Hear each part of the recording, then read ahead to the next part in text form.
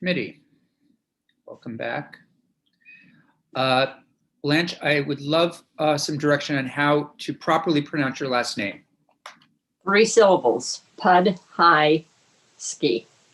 Podhajski. Thank you. My pleasure. Ms. Quinn, I've got it. Don't worry.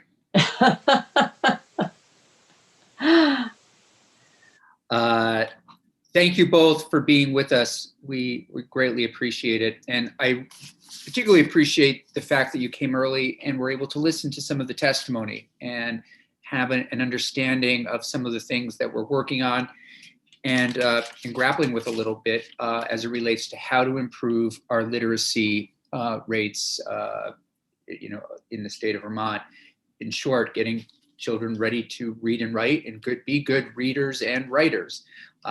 We have heard an awful lot about how important those early years are in making certain that students are on track. Otherwise, more difficulty down the road comes about. So with that, eager to hear the Stern Center first and foremost, well, not first and foremost, but first we would like to hear an overview of what you do, where you're located, how you work with students in Vermont.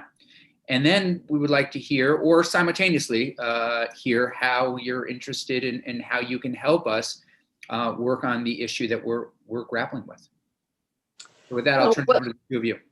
Thank you, Senator Campion. Thank you for the invitation to be here today. I feel such hope for what your committee is about to achieve. So what Lori and I thought we would do is I would begin and respond to the bill, and then Great. She would proceed and share the Stern Center's programs and services. Terrific. As you know, I am the founder and president for 2 more weeks of the Stern Center, as I overlap with Dr. Quinn, who I am so delighted to have as the very second president of the Stern Center in 38 years. And she was the result of 2 national searches. So she was worth waiting for. And I'm just delighted that the program that I love so dearly, I can entrust to someone of her caliber. So and with that, are you, may I ask, are you retiring? I am. Well, we have a part-time job for you. Well, don't ask me twice. Don't ask me twice. But no, seriously, congratulations. And Thank you. Thank you. It's great that we can also take a moment and thank you. That's quite a tenure and quite an accomplishment. So thank you. And certainly welcome to Ms. Quinn. It's great that you'll be here, and your predecessor or soon to be predecessor has such confidence in you. So that is terrific. But in all seriousness, thank you, Blanche. Your tenure and your work has been incredible, and we're just delighted that you're here with us today. It's been a joyous journey, and I think what I'm reading in this bill is that you are trying to achieve a way to assure the effectiveness of reading instruction across 3 different venues.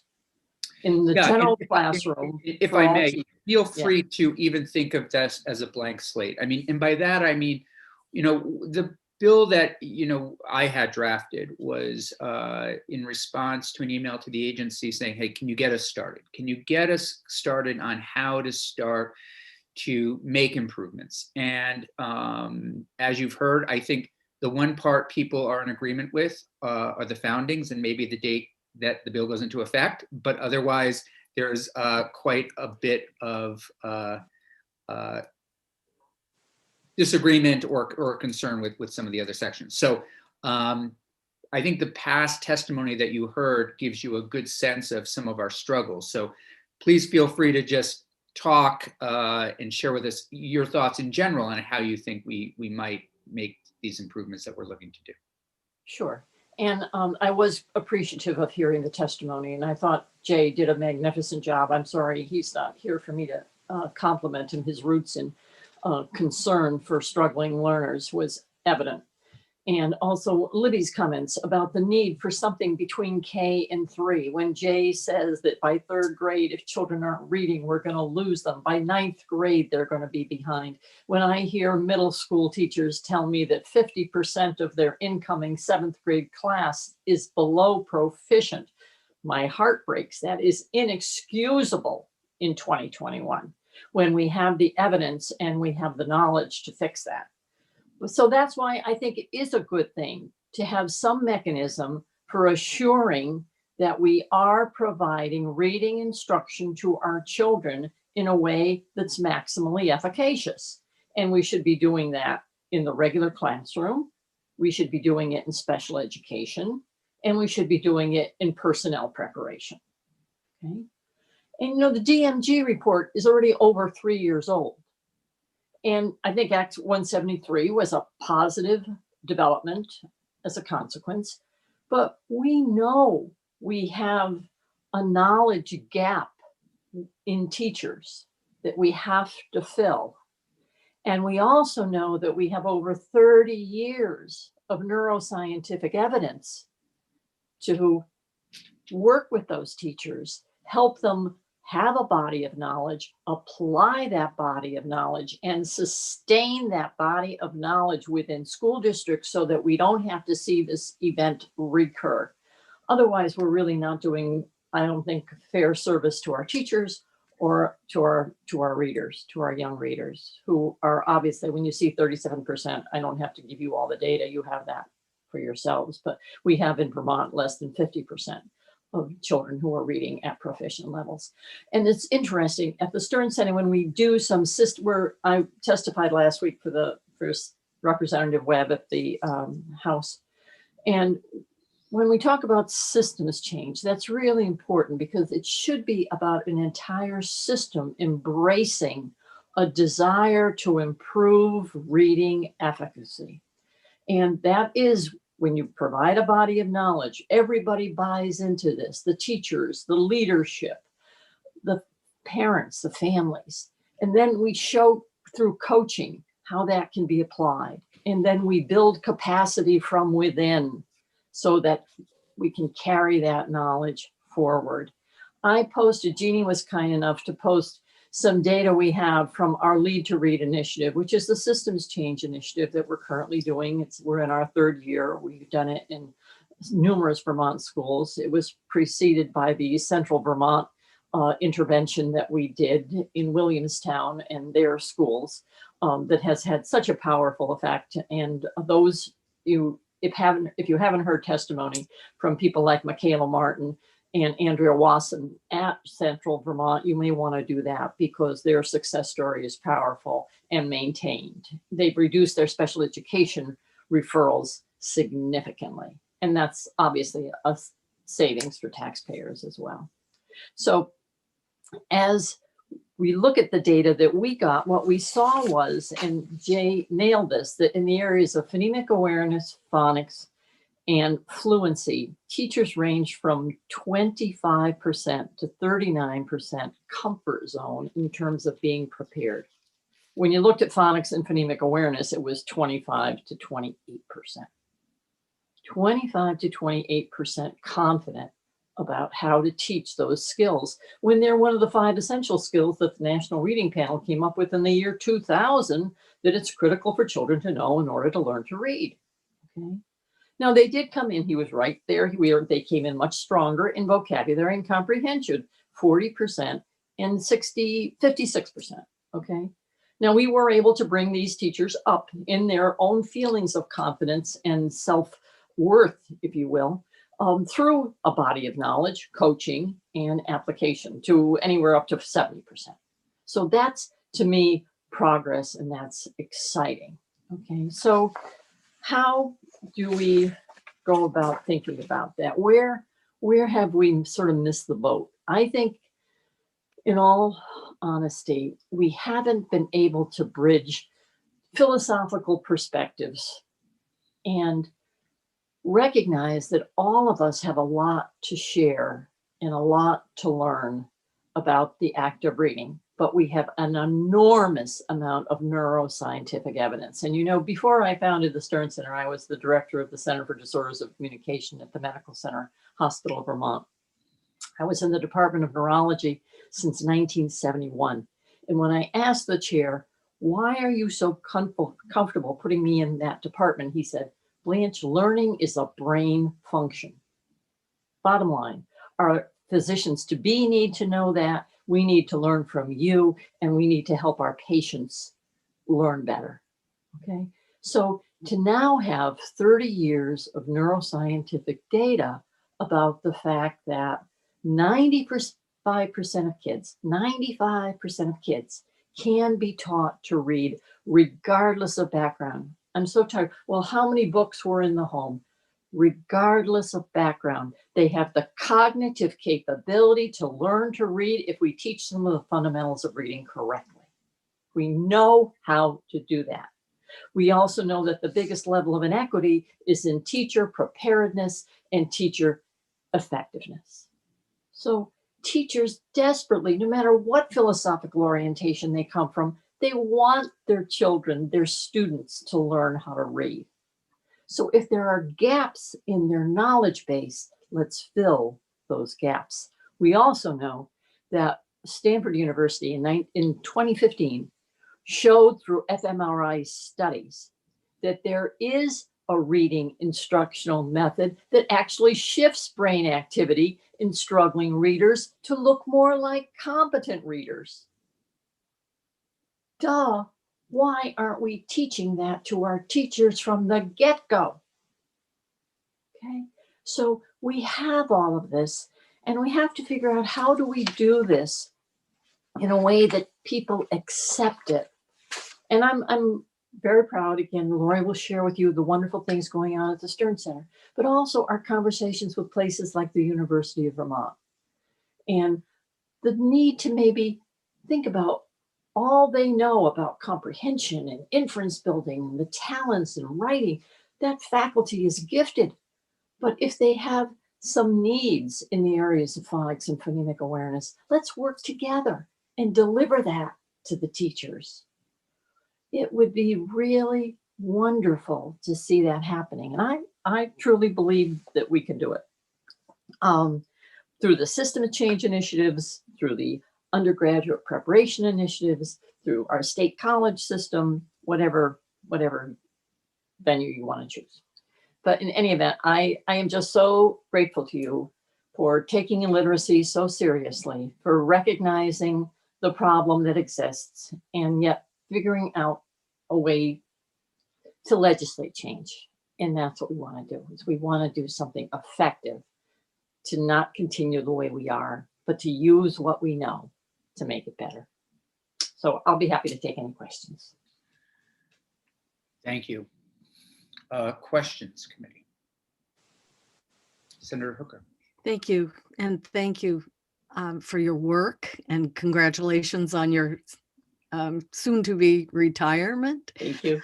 I'm curious to know, in your changes that you saw and the experiences of your participant preparedness, what was the time frame there? Because we've talked a little bit about, teacher training, and comment was made that, this isn't just a one-off. This isn't just we're going to do an in-service day and we're going to learn how to teach reading.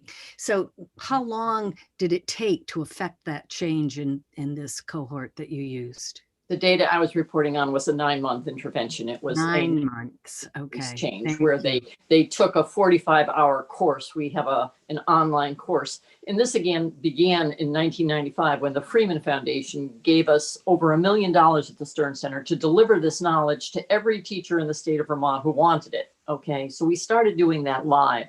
And then we were told, put it online. So we revised the course and we put it online 2 years ago. That serves as the corpus of our knowledge base.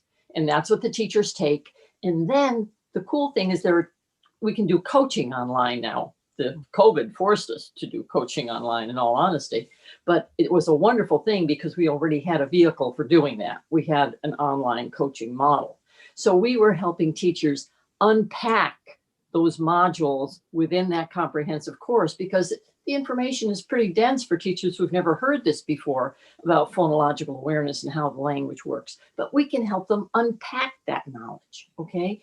And then show them, and there are so many wonderful things now you could do through self-videotaping, and teachers can evaluate their own performance and say, gee, I didn't realize that I went through that concept so quickly, and I was looking at that child over there and that child didn't get that. So it's not a threatening kind of thing where they're being judged or evaluated or criticized. It's a way of learning more about your own teaching with someone who's like a guide on the side, a coach, okay? And then we teach the literacy experts within the school how to sustain that model by giving them the opportunity to then become the coaches in year 2. So it's a 9-month start, but it's a 2-year total systems change initiative. Okay, thank you. Senator Lyons. It's good to see you again. How are you? Likewise. Just obviously, it sounds like you believe that the university or the college reproduces the culture, and I probably agree with you on that. But I guess the question is, with the work that you've done now with Williamstown and everything that's laid out before us in the state, where do we begin? I mean, we have an opportunity to affect change at the university level, and we also have an opportunity to perhaps look at some of the development work that you're doing or others are doing, and to institute that statewide. If we have to choose one, where do we begin, I guess, is the question. What would be your thinking on that? I wish we could obviously do them in tandem. I think we have to be doing them in tandem. You know, we have to do something to incentivize undergraduate preparation programs to incorporate this body of knowledge. And it's challenging because undergraduate students only have so many hours to give to so many courses, okay? But there's always a way of fitting in information. There has to be a way of fitting in critical research information, okay? And then how do we take that and extend it by saying, for all those teachers, we'll never catch up for all those teachers who have since graduated and are now in the field working with our young learners, my grandchildren, okay? How are we going to help those teachers to also close that knowledge gap? So I would think that we would be thinking more broad brush and saying education pre-service and in-service has to incorporate a knowledge base that we can evaluate as being maximally effective. I agree with Blanche and Senator Lyons. I would just chime in as a former college provost and interim president of Champlain last year. I had the pleasure of meeting some of you in the course of that work. I would recommend thinking about the change at the college and university level as the long game, and the urgent need to address literacy with teacher professional development as the immediate urgency. And, you know, in that sense, balancing out how the bill prioritizes the actions that you're all contemplating. And I will just underscore Blanche's appreciation. Huge thanks as a Vermont parent for your commitment to this. It's incredibly important. I should have said that myself, because the work that you've done over the years is just amazing and outstanding, and thank you. Thank you. Been fun. Well, and now, both in this committee and in my new work, I get the incredibly fun challenge of attempting to follow Blanche. I will just start by saying thanks for the time. And I want to describe a little bit about what the Stern Center is today, for filling in any knowledge areas that will be helpful to the committee as you think about how to implement this determination that you have for literacy improvement.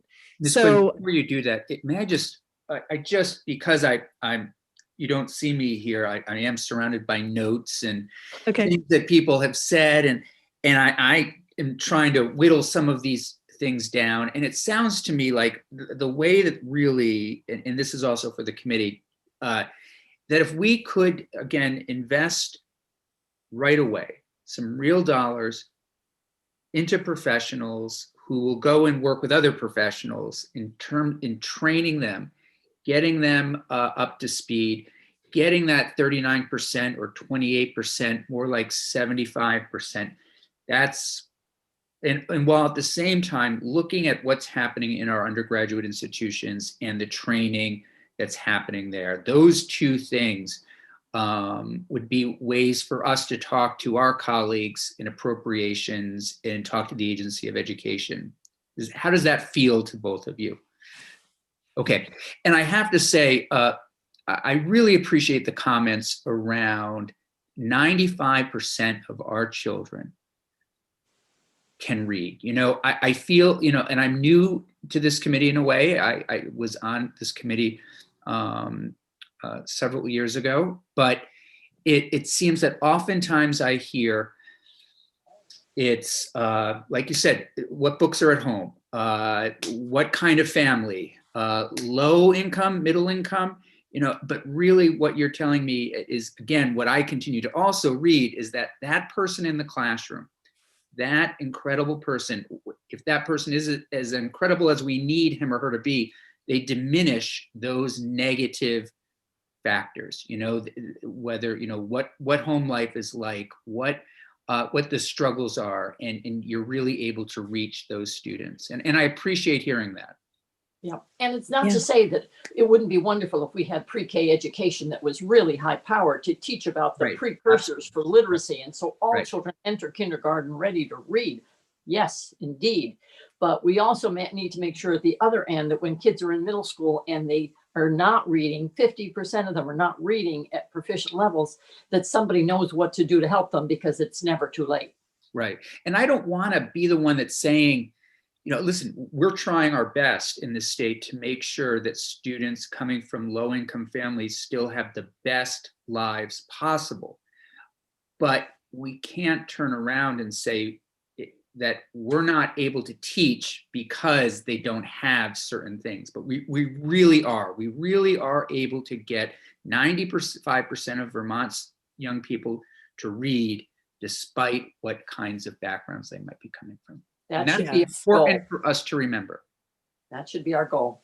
It is absolutely crucial to remember, because I think we can get lost in the fog of, well, this is a complex set of factors and they interact. And Right. of course it is, right? We all agree with that.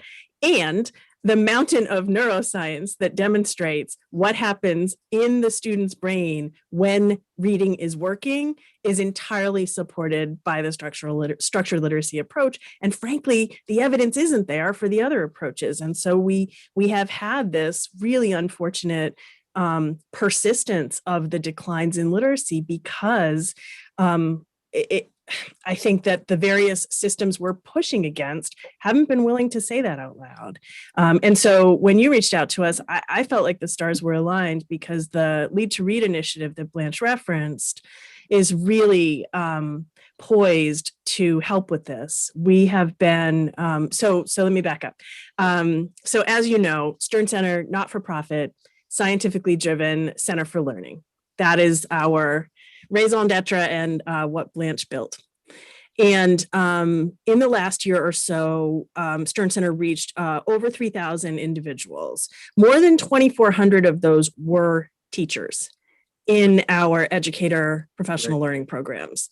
And so part of Blanche's legacy is a transformation through which, in addition to the amazing work we've done for many years with individual learners, we are shifting toward really moving those systems by getting to the teachers and partnering with the schools. We've always partnered with schools and families to reach the individual learner, but now we are seeing through an initiative that we put in place in response to COVID, which is a kind of an accelerant, if you will, of the Lead to Read effort. Through that initiative, we have been partnering directly with schools through underwriting made possible by one of our donors, we've been able to go to schools and say, if you want that side-by-side coaching, if you want that kind of supplemental instruction, we will do that right alongside your teachers. And we have had tremendous interest, even a little more than we can handle in that model. And so the need is there, and it really does feel, the name of the initiative is The Time Is Now. It really does feel like the time is now. And so the professional learning opportunities in this window, as we begin to pull out of the pandemic effects in our schools, we're teed up for this in ways that I don't think the Stern Center, according to what Blanche shares with me, perhaps we've never seen an opportunity quite like this to move the needle on these literacy scores. Right. So the other two things we do, I don't want to neglect those areas. You have a document in the slides that I submitted through Jeannie that just very briefly summarizes those other areas. Incredibly accomplished evaluation team that evaluates students in everything from ADHD, autism, learning disabilities of various kinds, certainly dyslexia, all the way to gifted. So really understanding how individual learners learn best, and then working with their families and schools to implement the right kind of instruction.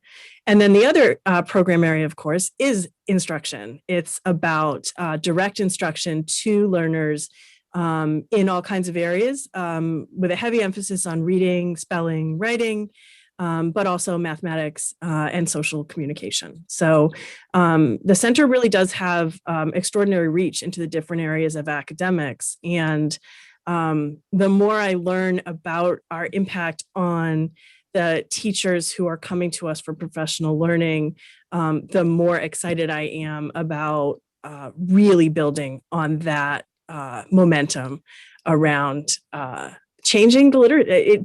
I mean, the data that Blanche shared with you is incredibly compelling. To be able to move the needle that much in 9 months, why wouldn't we do that everywhere? Yeah, absolutely. Questions or thoughts about anything? It's going to be, I mean, 9 months, it will be, and I just need to have some clarification here. You're talking about, again, when this is sort of that intense teaching experience that you're again teaching educators how to teach reading. Right. We're And very this- proud. We're in negotiations with Randolph right now that are doing a K through 10 initiative, right? K through 10. Yes. And they'll start in May. The teachers will take the online in-depth course, the comprehensive reading course, and then they'll be coached across various age levels, developmentally appropriate levels, again, to Libby's concern, to make sure that what we're doing with kindergartners is not the same thing we're doing with 8th graders. Okay, but teachers will learn those strategies. Senator Lyons. So that was, I wrote down a little note to myself. Do you do modular teaching based on grade? Yes. So this sort of obviates the need to have a full course for every single level, or a course that is a smattering of each level, but you can take the teacher where the teacher is, the grade level, and then focus on those needs. That's pretty neat. And Yeah, it is. You provide the corpus and then you Yeah. tweak it for the developmental age levels. perfect. Yeah. And what the Time Is Now project that Lori was just talking about, we developmentally matched the children by ability, not by age. So the students who are getting group instruction as part of this grant funded project are maybe one 2nd grader, one 4th grader, one 5th grader. Okay. But they're all reading at a 1st grade level. Okay. So we address that and then work with the teachers to adapt. How do the teachers take to that? Obviously, they take well to it because of the success, but are there some initial sort of barriers to get over, or? Well, we haven't seen much outcomes yet from the Time Is Now project Okay. because we just initiated that in Yeah. January that was our COVID Okay. response. That was our Oh, way okay, of yeah. responding to COVID. But the knowledge of the teachers for the Lead to Read project, which has been going now for 3 years, has been extremely positive. The biggest thing they always say is, why didn't anybody ever teach me this before? Which again breaks my heart. Senator Hooker. And thank you. So COVID response, I mean, that is really impressing me because we have money coming for things that have been impacted by COVID. And it seems to me that this would be a great place to put some of that money. And it sounds to me as if you have things already in place, the type of thing that we would need. And I guess going back to what Senator Campion was saying, you know, how much money are we going to ask for something like this? So I guess I'd have to ask, you know, what kind of monetary investment are we looking at for teachers to be able to take these courses and get this training? Great. Lori, do you want to take that one or do you want me to? Well, I think it'd be helpful to, Blanche, since it's your more recent history, in terms of donor generosity, what did it take for us to build Lead to Read, just to give us some numbers for comparison? Sure. Well, it's about $2,500. Bottom line, it's about $2,500 a teacher. Mhm. Okay. And we're probably, I don't know, underestimating what's going to be in the future. I don't know, but that's our working number right now. And usually because of the Cynthia K. Hale Institute for Excellence, which Mrs. Hale was a teacher, she loved teacher education. She left us an endowment of $2 million, which grew by another $1 million. So we take the interest off of that and usually are able to help offset the costs for school districts by 20 to 33%.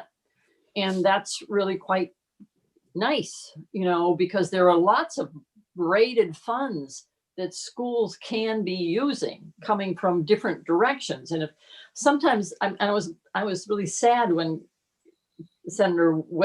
Representative Webb mentioned last week that so many schools were turning back their Title I funds.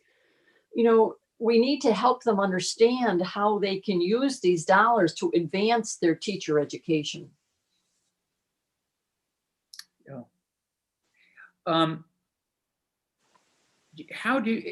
Have you ever received, and this might be something senators probably already know, but I don't, have you ever received state funding directly?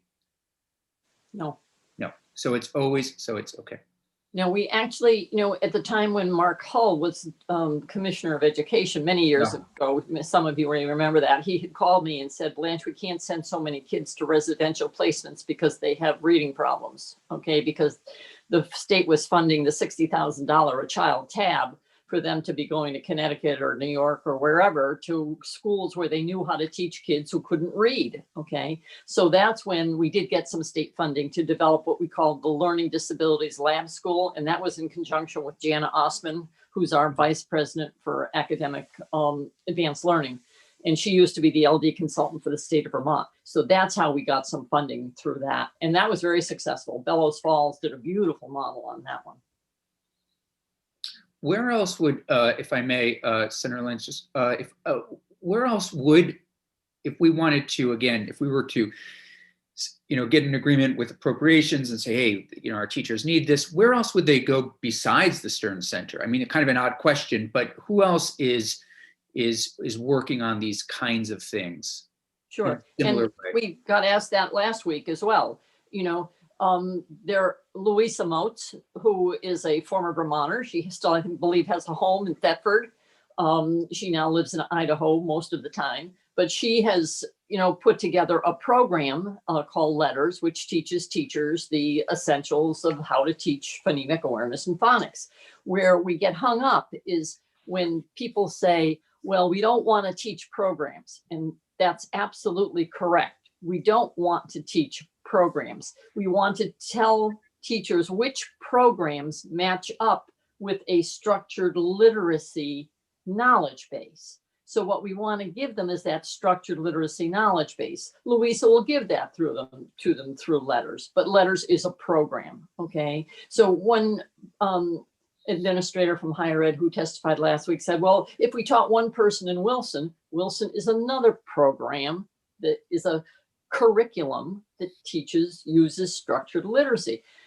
Our philosophy has always been teach them what structured literacy is, teach them how the language works. And then the teachers have the knowledge to say, well, I may have Wilson, I may use letters, I may use Orton Gillingham, I may use whatever, go for it. But you'll have the knowledge base to drive that thinking.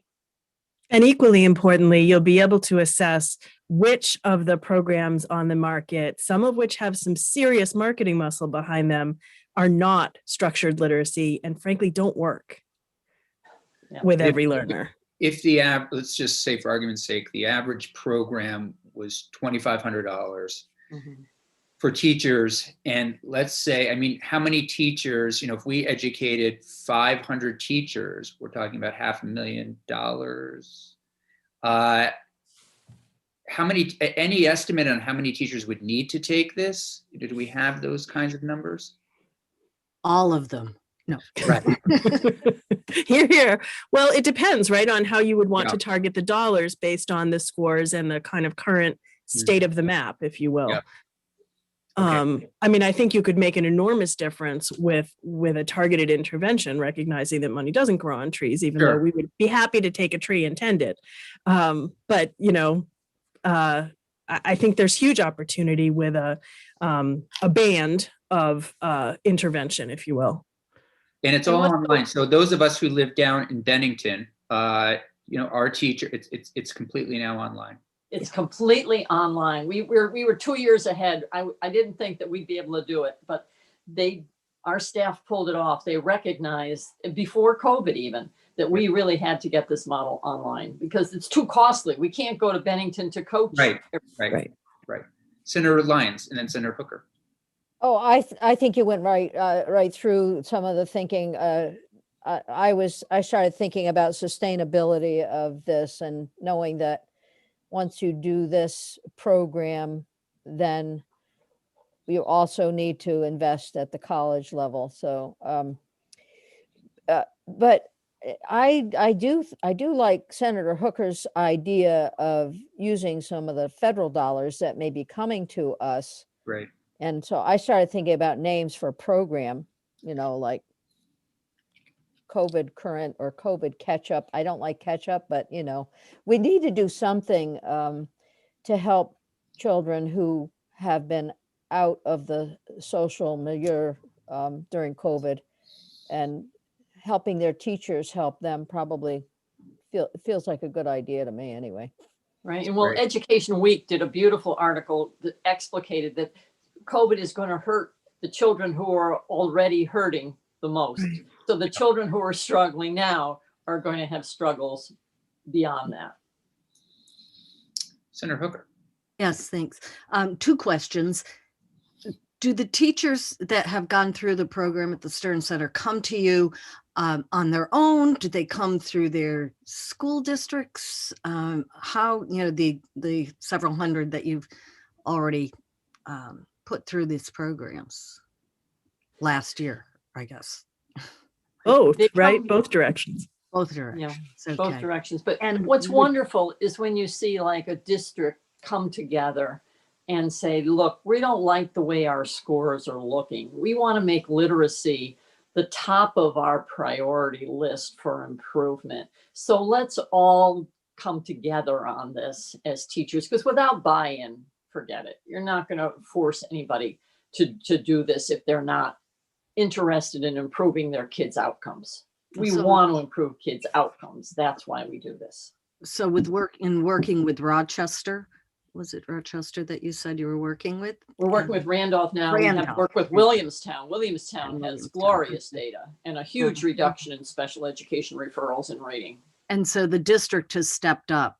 The district stepped up. Strong leadership, powerful leadership from the superintendent, Suzanne Bollard, who's now retiring, but Suzette Bollard, she did a phenomenal job. And Michaela Martin, the curriculum director, Andrea Wasson, all of them. And when you get a strong district doing systems change, the leaders take the coursework too. Yeah. Yes. Yeah. And, you know, I think just to loop back to what we had the opportunity to listen to earlier, I think it was Libby or maybe Chelsea, who was talking about the reading interventionist, right? That was tough to hear. And one of the things that might be worth considering is if an initiative around COVID, in my mind, I've been calling it COVID reemergence, because recovery and, you know, sort of post-traumatic, it's all too sad. We're going to reemerge when the weather gets better. That's what I'm banking on that. And so I think about the ability to actually affect that reality of the reading expertise in the schools as another potential arm of the system's change, right? What if from the groups that were being, whose knowledge base was being developed through COVID recovery and other funding, what if schools then could designate a highly qualified reading interventionist with some metrics that actually give that person a prayer of reaching their caseload, right? Then you've got the multi-pronged approach to actually move scores, and probably in fairly short order, it seems to me. Very helpful. Senator Lyons. So as you're talking about districts taking the leadership on this, and I'm thinking about any resources that we have available that we perhaps appropriate through the legislature, then the question is, where do we best direct that for administrative purposes? Is it a pass through through the AOE, or is it direct to our school districts? So without a whole lot of hoops to go through, I could see some issues if we build too much of an administrative hurdle. So Yeah. Right, and look at what's happening with the return of funding. It would be awful if that replicated itself. Right. I think that's a great question. And I mean, just my inclination is, you know, if we were to direct it to the Agency of Education, they would be able to identify where it might be needed, perhaps most efficiently, identify those teachers. But your point's a really good one, Senator Lyons. I think one of the takeaways from yesterday's conversation with the McClure Foundation is make it as easy as possible. You know, just get those dollars to people and let them go with it. Yeah. And Secretary French is very familiar with our work, and, you know, Sure.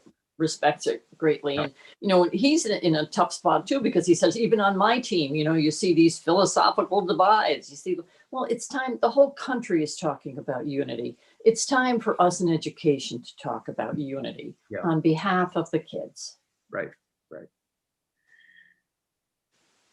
Senator Hooker. As far as, you know, who's going to administer this, and it's, you know, you talked about sending the money to the places that need it through the Agency of Education, but that would mean that we need to collect the data, that we would need to determine then which districts are in need, as opposed to perhaps the types of Randolphs and Williamstown that have leaders who are saying, we need this. And so it seems to me that to award grants directly to districts would be a way of jumpstarting this. And then perhaps after the data is collected, we see the needs for it. And then the Agency of Education sort of takes over in providing those grants and awarding those grants. But to have districts apply, it seems to me, would be a way to really start this in a faster mode. Yeah.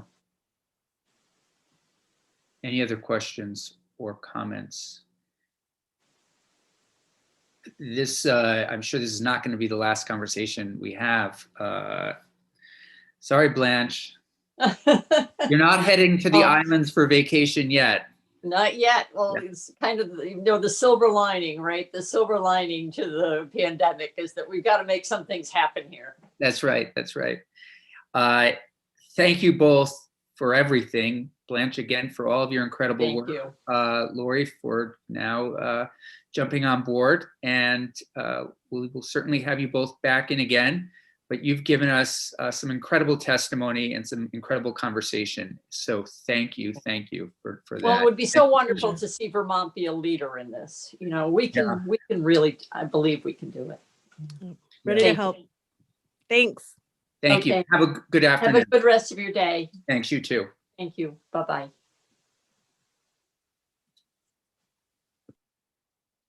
That was great. I thought really. We just wrote the bill, right? I just- think so. We have everything in place. I think so. We just need A few million. our colleagues. Well, I don't know what people think, but Jane did say she thinks we need to direct the agency on some of these CARES funds. And I wasn't even thinking CARES funds until Senators Hooker and Lyons mentioned that it's made the connection between this being this tight, short program, 9 months, so it can be, these one-time dollars. It's not as though they're being stretched out. They can be paid and use those care funds. And I think that's the way to go. And, seeing what we can do and how much we can get. Go ahead. And the thing is that it's not so much that they're completely expended in some of what we're hearing. It's more that they are encumbered or obligated. So, and we don't know exactly, however, what funds might be available for this type of program. Education funds could also be local government, thinking about administrative stuff. But so if it's only obligated, there's a way, perhaps, there's a lot to find out before any discussion takes place. But if it is only obligated, the planning can go out for a few years. That would be incredible. It would. I mean, it's so necessary. It's just we really need it. Yeah.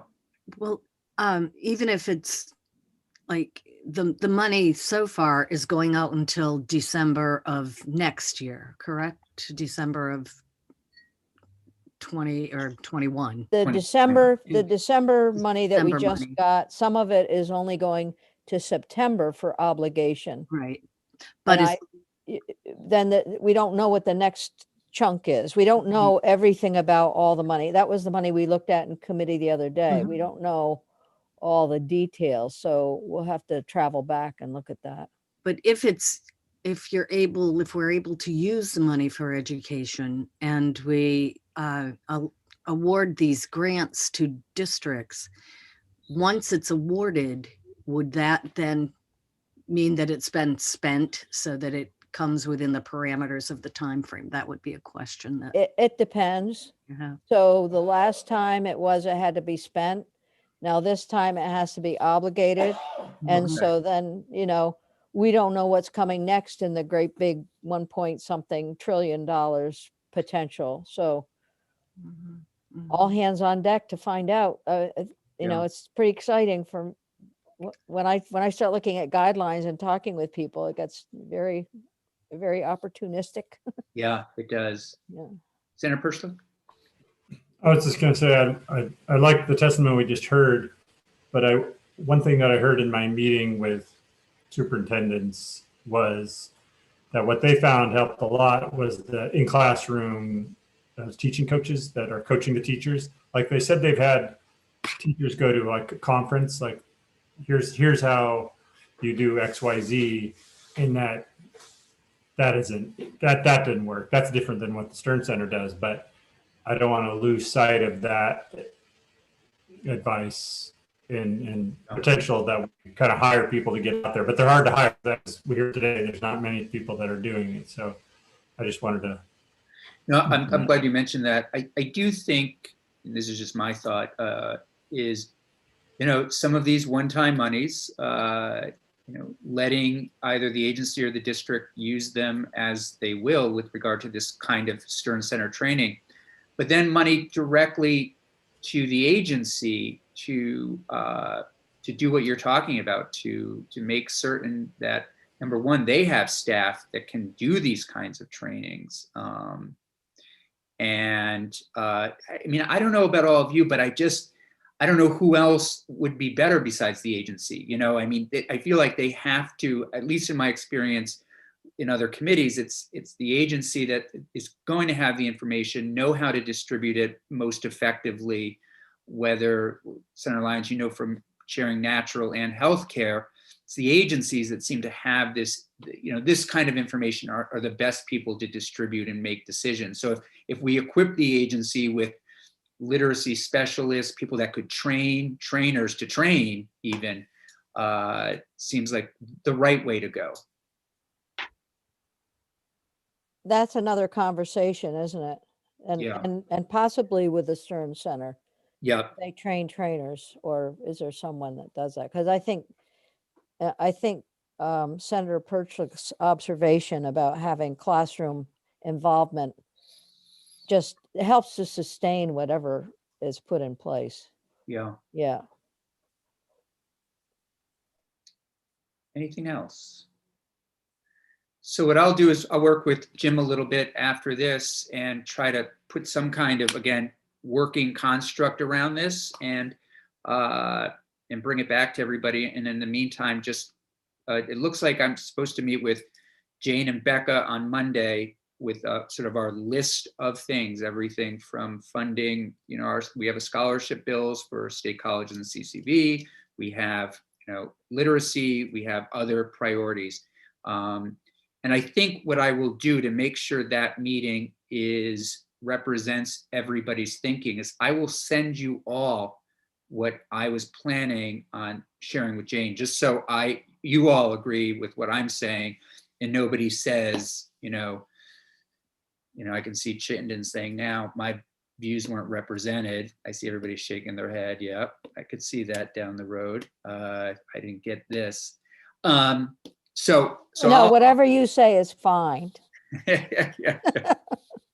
I'll send it to everybody to look at just generally, and please feel free to weigh in and shoot some stuff back.